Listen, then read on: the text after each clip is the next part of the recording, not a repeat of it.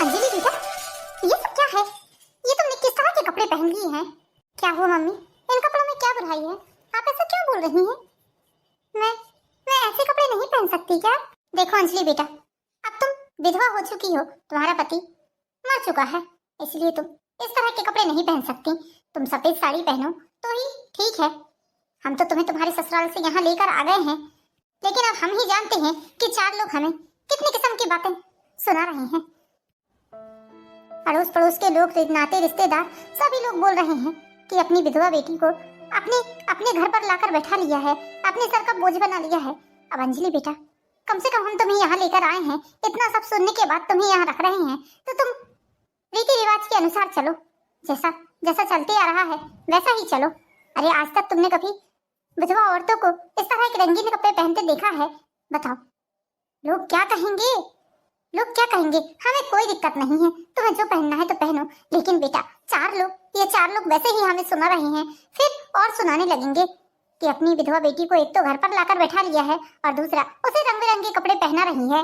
तुझे तुझे ये बात अच्छी लगेगी क्या कि लोग तेरे कारण मुझे और तेरे पापा को चार बातें सुनाएंगे? बेटा देख बेटा, तू अपने मायके में आकर रह रही है तो तू ऐसी रह कि कोई तुझे कुछ ना कह सके और मुझे कुछ ना कह सके, तेरे चरित्र पर कोई उंगली ना उठा सके।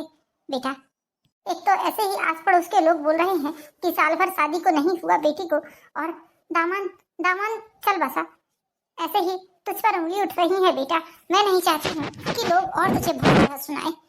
देख बेटा, आगे तू खुद समझदार है। बहू, रसोई में जाकर काम करो, तुम यहाँ क्या खड़े खड़े सुन रही हो?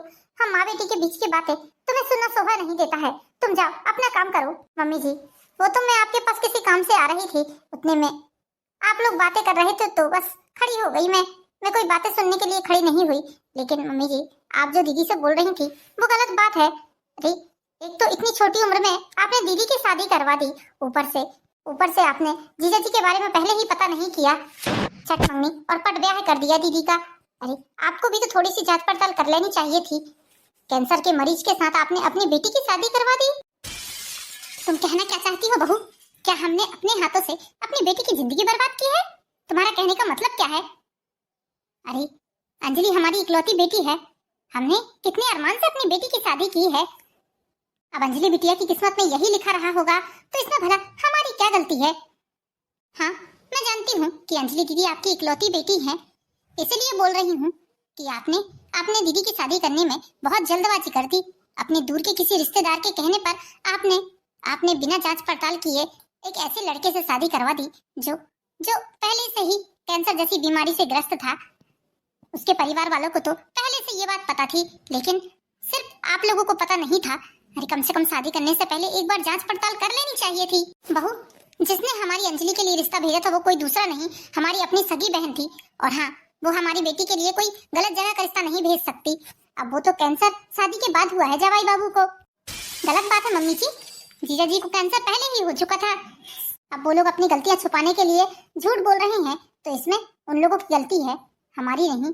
एक तो आपने पहले ही अंजलि दीदी की जिंदगी बर्बाद कर दी है और ऊपर से अब उनसे जीने का अधिकार भी छीन रही हैं। चार लोगों की बातों में आकर, चार लोगों के डर से आप उनसे बोल रही हैं कि सफेद कपड़े पहनो, सफेद साड़ी पहनो।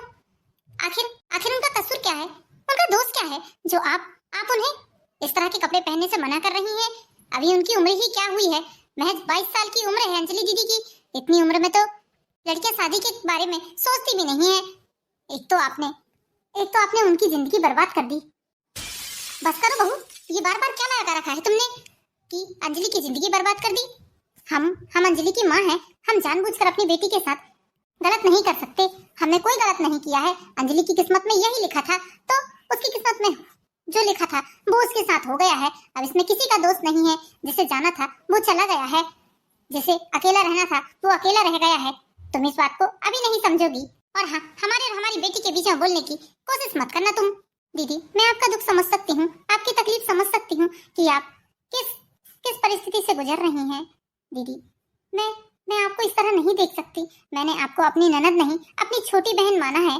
प्लीज दीदी, आप अपने आंसू पोंछ लीजिए, मत रोइए दीदी, मत रोइए।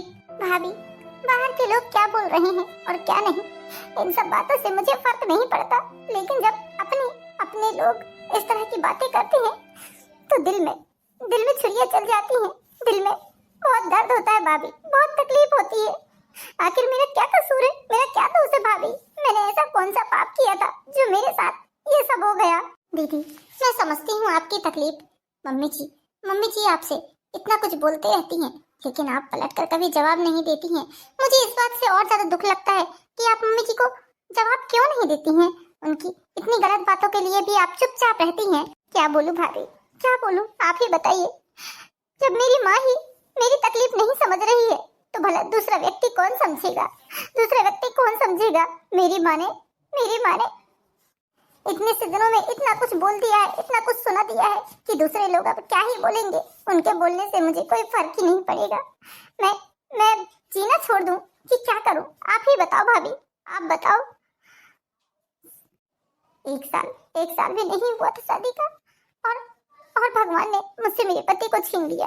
आपको पता है भाभी, शादी के 1 महीने बाद ही मुझे ये बात पता चल गई थी कि इन्हें कैंसर था। और ये बात मुझे मेरी जेठानी ने बताई। जब मैंने मेरी सासू माँ से इस बारे में बात करना चाहा तो उन्होंने मुझे ही भला भला सुनाना शुरू कर दिया। बोला कि तेरे आने के बाद हमारा बेटा कैंसर ग्रसित हो गया है, उसे इतनी भयानक बीमारी हो गई है। उन्होंने मुझे ही भला भला सुनाना शुरू कर दिया। मुझे लगा कि समय के साथ सब कुछ ठीक हो जाएगा। मैंने किसी से कुछ नहीं किया, कहा किसी से कोई शिकायत नहीं की। सारे दिन अपने पति की सेवा, घर वालों की सेवा में निकाल देती थी। लेकिन धीरे धीरे करके मेरे पति की शारीरिक क्षमता खत्म होने लगी थी। कैंसर जैसी भयानक बीमारी ने उनके शरीर को खोखला कर दिया था। इलाज में जितने पैसे घर वालों ने लगाए उतने लगा दिए। उसके बाद मुझसे मेरे सारे गहने जेवर छीन लिए गए, ये कहकर कि अपने पति के लिए ये सब गहने जेवर दो, क्योंकि यदि ये गहने जेवर बेच दिए जाएंगे तो तुम्हारे पति का इलाज हो जाएगा, और नहीं तो जब पति ही नहीं रहेगा तो क्या ही करोगी इन गहने जेवरों का। मैं भी चुपचाप उन सारे गहने जेवरों को अपनी सासू माँ के हाथों में थमा दिया। दीदी, पहले तो आप यहाँ से रूम में चलिए जहाँ बहुत ही ज्यादा गर्मी लग रही है। हम वहाँ बैठकर ही शांति से बात करते हैं। आपको पता है भाभी, 1 साल में मुझे ठीक से एक बार भी पति का प्रेम नहीं मिल पाया, क्योंकि बीमारी के कारण उनका सारा शरीर कमजोर हो गया था। इसके कारण मुझे तो ऐसा लगा कि मैंने अपनी शादीशुदा जिंदगी जी ही नहीं। बस ऐसा लग रहा था कि एक काम वाली की हैसियत से उस घर में रह रही हूँ और एक बीमार व्यक्ति की सेवा करने के उद्देश्य से उस घर में गई हूँ। मैंने एक शादीशुदा लड़की जैसा जीवन ज्यादा जिया ही नहीं है भाभी। आप परेशान मत होइए दीदी, आपके साथ भले ही आपकी माँ ना हो, लेकिन आपकी भाभी हमेशा आपके लिए खड़ी है। आपकी खुशियों के लिए मुझसे जो बन पड़ेगा मैं वो सब करूंगी।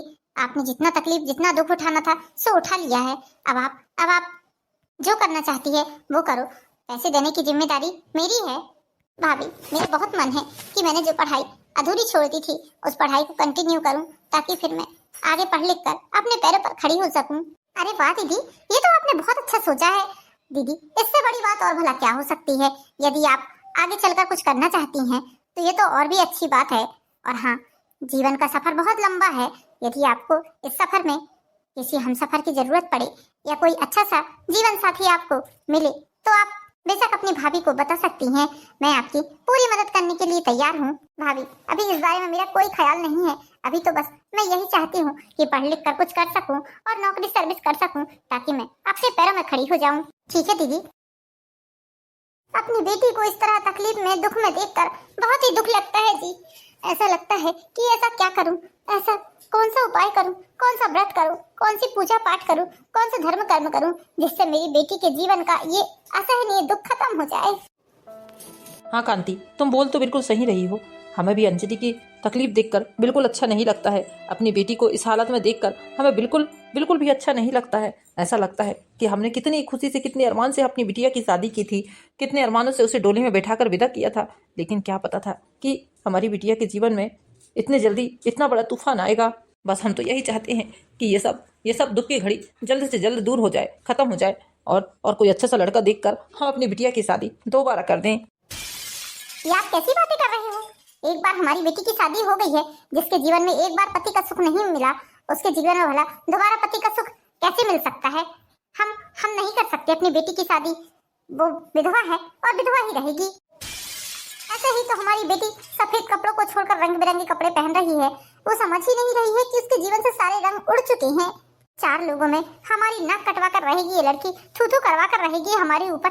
अरे हम तो इसे यहाँ पर इसलिए लेकर आए थे ताकि ताकि इसके ससुराल वाले उस पर अत्याचार न करें, उस पर अति न करें। यदि यदि ऐसा ही चलते रहा तो हम उसे वापस उसके ससुराल भेज देंगे, फिर चाहे वो वहाँ जिए या मरे। मम्मी जी, ये कैसी बातें कर रही हैं आप? तुम फिर आ गई बहू। हमारी बातों को कान लगाकर सुनने की तुम्हारी आदत जाती नहीं है। मम्मी जी, मैं आपकी बातों को कान लगाकर सुन नहीं रही हूँ, मैं सिर्फ दीदी के लिए यहाँ बात करने आई हूँ। मम्मी जी, आप समझती क्यों नहीं है? वो आपकी बेटी है, उनकी उम्र ही क्या हुई है? इस उम्र में तो बच्चियों की शादी होती है, अभी उनकी उम्र पूरी की पूरी बाकी है। इतनी लंबी जिंदगी वो इस तरह अकेले कैसे जिएंगी? आप माँ होकर इस तरह की बात कर रही हैं तो दूसरे लोग तो करेंगे ही। देखो बहू, हम जात समाज और रिश्ते नातेदार से डर रहे हैं। मोहल्ले पड़ोस के लोग ऐसे ही हमारी बेटी को 4 किस्म की बातें बोल रहे हैं। अरे उसे उल्टा कुलक्षणी और ना जाने क्या क्या बोल रहे हैं। हम नहीं चाहते हैं कि अब दोबारा ऐसा कुछ हो और फिर दोबारा फिर हमारी बेटी के साथ यही सब हो। कांति, बहू बिल्कुल सही बोल रही है। बहू कहीं से भी गलत नहीं है। अरे वो तो पराए घर की लड़की है, कहने के लिए वो दूसरे घर से आई है, और तुम अंजलि की सगी माँ होकर इस तरह की बात कर रही हो। मैं अपनी बेटी की दूसरी शादी करवा कर ही रहूंगा। नहीं नहीं, हम अपनी बेटी की दूसरी शादी नहीं होने दे सकते। हम नहीं चाहते कि उसके जीवन में दोबारा ये सब आए। अरे शुभ शुभ बोलो, अपनी बेटी के बारे में अच्छा सोचो। उसके बारे में क्यों इतना बुरा सोच रही हो? ऐसा क्यों होगा भला? एक बार हमसे गलती हो गई जो हमने लड़के की जांच पड़ताल नहीं की और बिना सोचे समझे ही तुम्हारे रिश्तेदार के कहने पर अपनी बेटी की शादी उस लड़के से करवा दी जो पहले से ही कैंसर जैसी भयानक बीमारी से ग्रसित था। अब दोबारा यदि ऐसा कुछ होता है तो हम सबसे पहले लड़के का बैकग्राउंड चेक करेंगे कि वो कैसी फैमिली से है और कैसी नहीं, और कहीं उसे बीमारी तो नहीं है। हम सारी जानकारी करेंगे, बिल्कुल बहुत खोजबीन करेंगे। लेकिन तुम सोचो कि जीवन भर हमारी बेटी इसी तरह अकेले जीवन काट ले, तो हम ऐसा नहीं होने देंगे। शादी तो बात का विषय है पापा जी। मैं यहाँ आप लोगों से एक जरूरी बात करने के लिए आई हूँ। यदि आप लोगों की रजामंदी हो तो मैं आगे बात बढ़ाऊं। अरे बेटा, किसी भी बारे में बात करना है तो तुम्हें इतने झिझकने की जरूरत नहीं है। क्या बात है बताओ, मैं सुन रहा हूँ। पापा जी, वो दीदी की इच्छा है कि जो उनकी आगे की पढ़ाई अधूरी पड़ी हुई है वो उसे पूरा करना चाहती हैं कॉलेज जाकर। अरे बेटा, ये तो बहुत अच्छी बात है कि अंजलि बिटिया आगे पढ़ना चाहती है। कम से कम वो कॉलेज जाएगी तो थोड़ा उसका माइंड भी फ्रेश होगा, 4 लोगों से मिलेगी जुलेगी, बोलेगी चालेगी तो उसे भी अच्छा लगेगा। क्या खाक अच्छा लगेगा?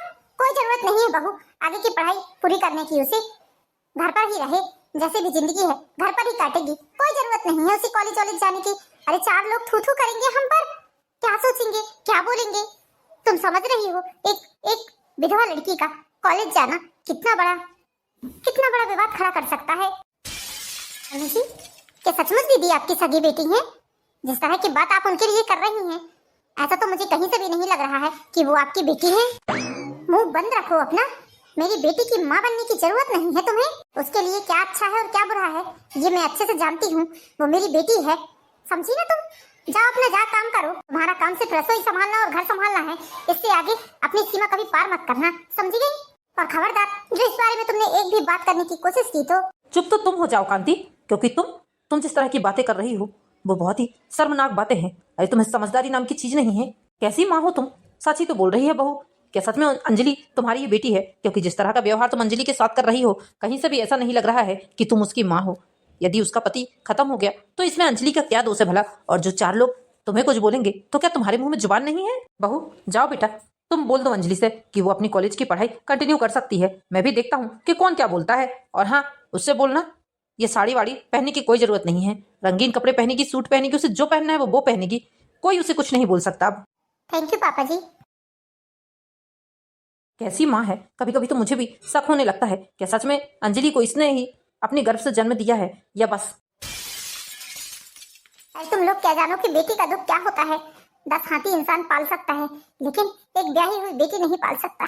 4 लोगों की 4 किस्म की बातें, ताने भरे बोल मुझे सुनने मिलते हैं, तुम्हें नहीं। इस तरह कांति जी के ना चाहते हुए भी अंजलि की भाभी रिद्धि अंजलि को कॉलेज जाने के लिए बोल देती है। अगले ही दिन से रिद्धि कॉलेज जाना स्टार्ट कर देती है।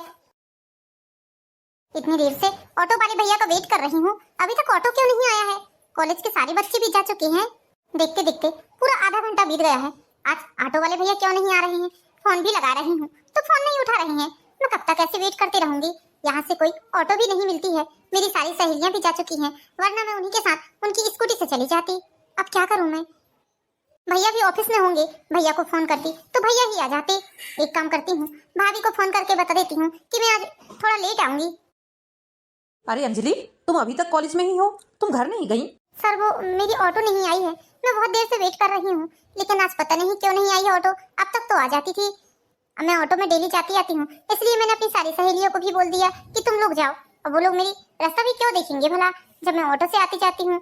अब देख रही हूँ तो अभी तक कोई भी ऑटो नहीं दिख रही है और ना ही मेरी ऑटो आ रही है। तो चलो ना, मैं तुम्हें तुम्हारे घर तक छोड़ देता हूँ। तुम कब तक ऐसे खड़े रहोगी? यहाँ तो आउटसाइड में ऑटो भी नहीं आती है। ज्यादा देर तक इस तरह अकेले खड़े रहना भी ठीक नहीं है तुम्हारे लिए। आजकल जब जमाना देख रही हो ना कितना खराब है। एक काम करो, मेरे साथ चलो, मैं तुम्हें घर तक छोड़ देता हूँ। ना सर, मैं वेट कर लेती हूँ, मेन रोड तक पैदल चले जाती हूँ, वहाँ से कोई ना कोई साधन मिल ही जाएगा। अरे भाई, मैं तुम्हारा टीचर हूँ और टीचर होने के नाते मेरा ये फर्ज बनता है कि मेरी स्टूडेंट को किसी प्रकार की कोई तकलीफ ना हो, उसे सुरक्षित घर पहुंचा दिया जाए। यदि तुम्हारे साथ कल को कोई भी हादसा होता है तो सीधे सीधे कॉलेज और कॉलेज के टीचरों के ऊपर ब्लेम आएगा। इसलिए तुम चलो, मैं तुम्हें छोड़ देता हूँ। लेकिन सर। अरे लेकिन कुछ नहीं अंजलि, चलो मैं तुम्हें छोड़ देता हूँ। प्लीज अंजलि चलो, ये हमारी रिस्पॉन्सिबिलिटी है कि हमारे कॉलेज के किसी भी बच्चे के साथ कुछ गलत ना हो, इसलिए तुम चलो मेरे साथ। ठीक है सर, चलिए। इस तरह अंजलि ना चाहते हुए भी अपने सर के साथ घर पहुंच जाती है। Thank you so much sir, जो आपने मुझे घर पहुंचा दिया, वरना मैं कब तक वहाँ वेट करती। सर बैठिए, मैं आपके लिए कॉफी बनाकर लाती हूँ। नहीं अंजलि, आज नहीं, फिर कभी बाद में आऊंगा तो चाय नाश्ता सब करके जाऊंगा। तुम परेशान मत हो, मैं चलता हूँ। आप पहली बार मेरे घर आए हैं, चाय कॉफी कुछ तो लीजिए ना प्लीज। आखिर तूने दिखा ही दी अपनी औकात, इसलिए मैं तुझे कॉलेज जाने से मना कर रही थी। आखिर तूने नाक कटवा दी मेरी। मम्मी आप गलत समझ रही हैं, मेरी बात सुनिए पहले। इसीलिए कॉलेज जाना शुरू किया है तूने, यही गुलछर्रे उड़ाने के लिए तूने कॉलेज जाना शुरू किया है। अरे उल्टा कुलक्षणी, कम से कम अपने माँ बाप की इज्जत का ख्याल तो कर लिया होता। मम्मी मेरी बात तो सुनिए, आप जो सोच रही हैं वो ऐसा कुछ भी नहीं है, मेरी बात सुनिए। आंटी जी, ये आप क्या कर रही हैं? क्यों अंजलि पर हाथ उठा रही हैं? आप इस तरह से। तुम चुप करो, तुम कौन होते हो मुझसे बात करने वाले या मुझे आंटी कहने वाले? अरे मेरी बेटी को अपनी स्कूटर में बिठाकर यहाँ तक लेके आए हो और आज घर तक पहुँच गए, ना जाने कॉलेज में। हाय राम, हे भगवान, तूने आखिर हमारी नाक कटवा ही थी। जिस बात का डर था वही हुआ। बुला बहू को और बुला तेरे बाप को। मम्मी मेरी बात तो सुनिए, आप बेवजह ही मुझ पर हाथ उठा रही हैं। क्या सुनूं? जो देख रही हूँ वो क्या काम है? ये सब देखने से पहले मेरी आंखें क्यों नहीं मुड़ गई? मैं भगवान को प्यारी क्यों नहीं हो गई?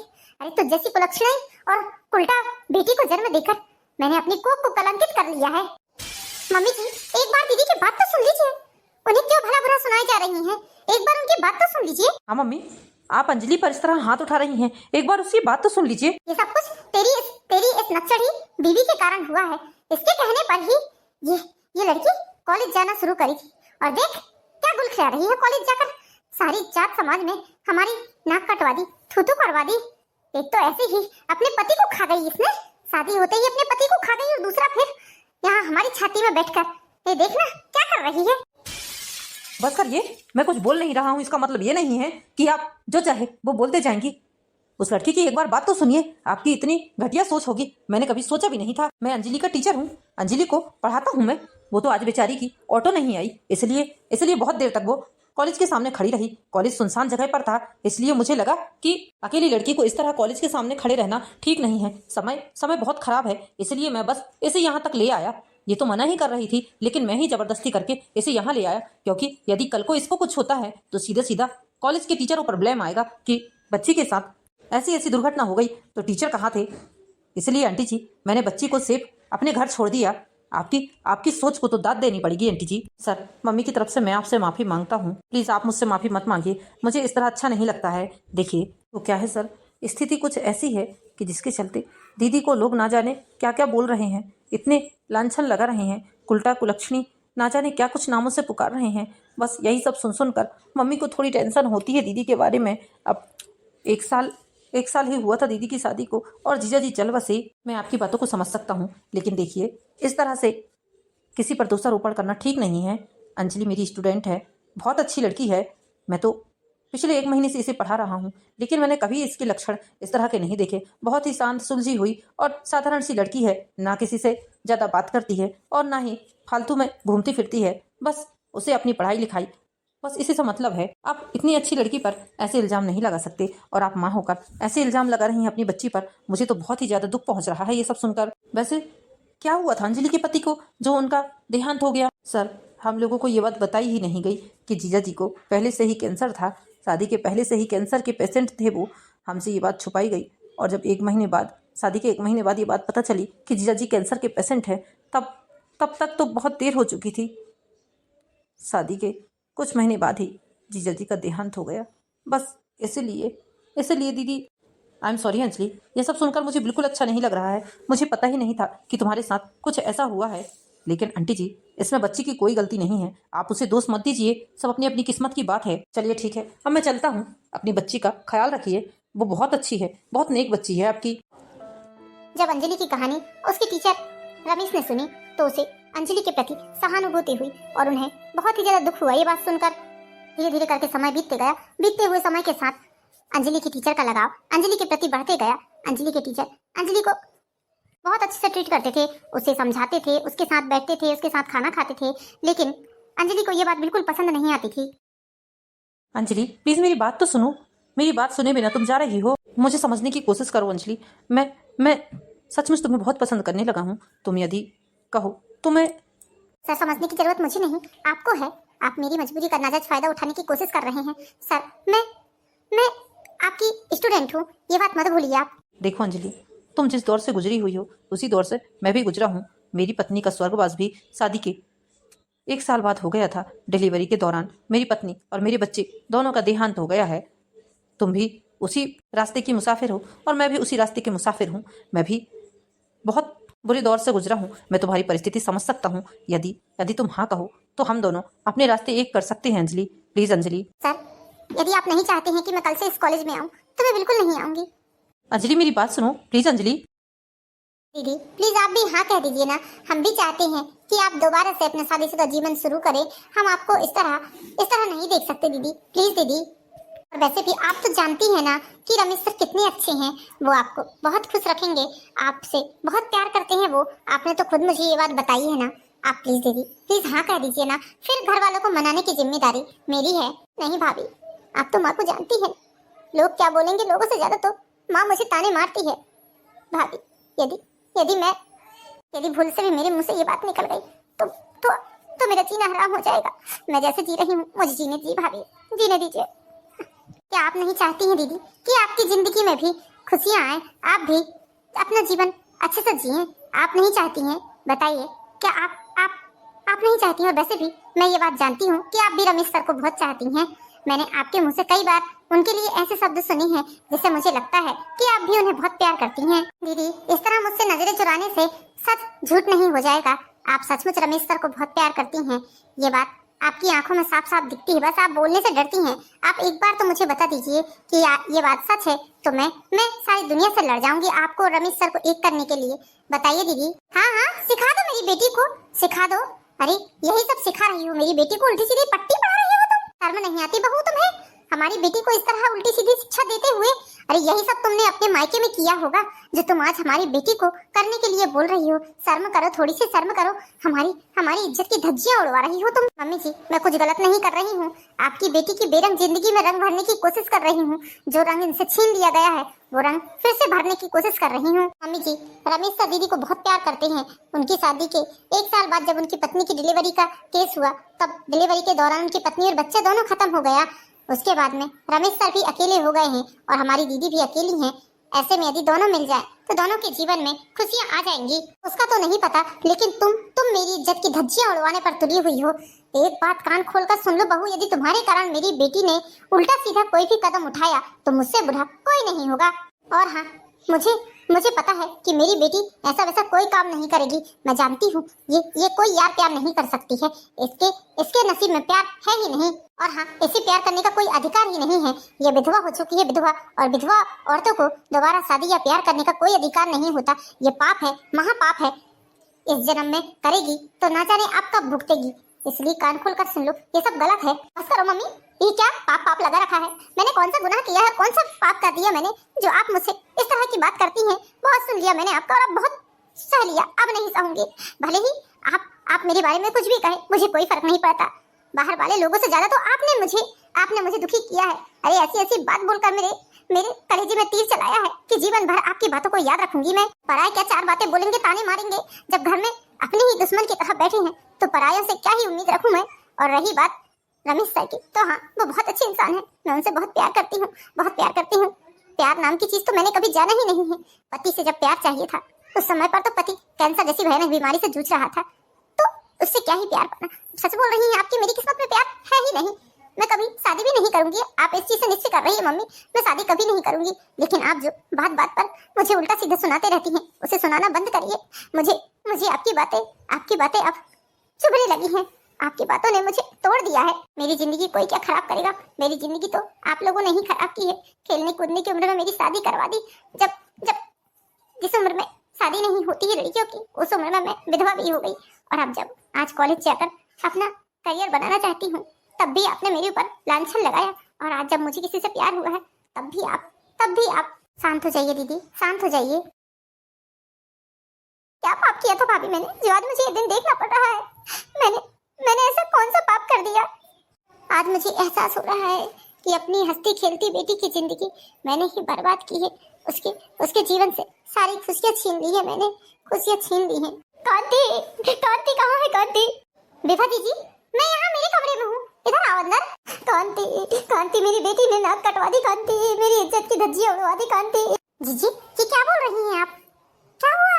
आपकी बेटी ने क्या किया जो आप इस तरह से रो रही हैं? कांति, आज सुबह मेरे दामाद का फोन आया। मेरी बेटी अपने कॉलेज के यार के साथ भाग गई। क्या बात कर रही हैं जीजी? आखिर आपकी बेटी ने इतना बड़ा कांड कर कैसे लिया? ससुराल से भाग गई? हे भगवान! कांति, जिस बेटी का मैं गुणगान करते नहीं थकती थी, जिस बेटी की इतनी तारीफ करती थी, आज उस बेटी ने मेरी इज्जत की धज्जियां उड़ा दी। उसने सारे समाज के सामने मेरी नाक कटवा दी। कांति, मैं कहीं मुंह दिखाने के लायक नहीं रही। ऐसी औलाद से अच्छा कि मैं बेऔलाद ही रहती। कांति, बेऔलाद ही रहती। अपने दो बच्चों को छोड़कर अपने पहले यार के साथ भाग गई। मैं क्या करूं कांति? ऐसा लग रहा है कि अपमान के कारण मुझे हार्ट अटैक ना आ जाए। इतना बड़ा अपमान जो आज मेरा हुआ है। जी, ये तो सच में बहुत बड़ी बात है। बहुत गलत किया है शिखा को ऐसा नहीं करना था जीजी। दो परिवारों की इज्जत को दांव पर लगाकर उसने बहुत गलत किया है। अरे अपने पति के बारे में ना सही अपने बच्चों के बारे में सोच लिया होता तो बहुत किस्मत वाली है कांति, जो तुझे इतनी अच्छी बेटी मिली है। भगवान ने बेचारी के साथ इतना गलत किया, फिर भी धन्य है तेरी बेटी, बहुत अच्छी है तू, बहुत किस्मत वाली है कांति। मैं चलती हूँ कांति, मेरा मन कहीं नहीं लग रहा था, सो तुझे बताने चली आई हूँ। अपना सारा सुख दुख तुझसे बांट लेती हूँ, जाती हूँ घर। बताओ, जिस बेटी की माँ इतनी तारीफ करती थी उसकी, आज उसी बेटी ने उसकी नाक कटवा दी, ससुराल से भाग गई। बताओ क्या इज्जत रह गई? और एक मैं जो अपनी इतनी प्यारी, इतनी होनहार, इतनी समझदार, इतनी सुशील बच्ची पर ना जाने क्या क्या आरोप लगाते रही, अपनी बच्ची को कितना भला बुरा सुनाते रही। फिर भी मजाल है कि मेरी बच्ची ने कभी पलटकर जवाब दिया हो। मैंने सच में बहुत गलत किया है अपनी बेटी के साथ, लेकिन अब नहीं। अब मैं अपनी बच्ची की जिंदगी में खुशियां भरूंगी, उसकी बेरंग जिंदगी में रंग भरूंगी। अब मैं रमेश से अपनी बेटी की शादी करवा दूंगी ताकि मेरी बेटी खुश रहे, सुखी रहे। मैंने लोगों के बारे में सोचकर अपनी सोच भी गलत बना ली थी। अब मैं अपनी बेटी के लिए ऐसा ना कभी किसी के मुंह से सुनूंगी और ना कभी अपने मन में सोचूंगी, ना कभी ऐसा बोलूंगी। इस तरह से कांति जी को अपनी गलती का एहसास हो जाता है और वो खुशी खुशी रमेश और अंजलि की शादी करवा देती हैं। अब अंजलि अपनी जिंदगी में बहुत खुश थी। तो दोस्तों, कैसी लगी आपको कहानी पसंद आई है तो वीडियो को लाइक कीजिए, चैनल को सब्सक्राइब कीजिए। मिलते हैं नेक्स्ट वीडियो में, जब तक के लिए बाय बाय।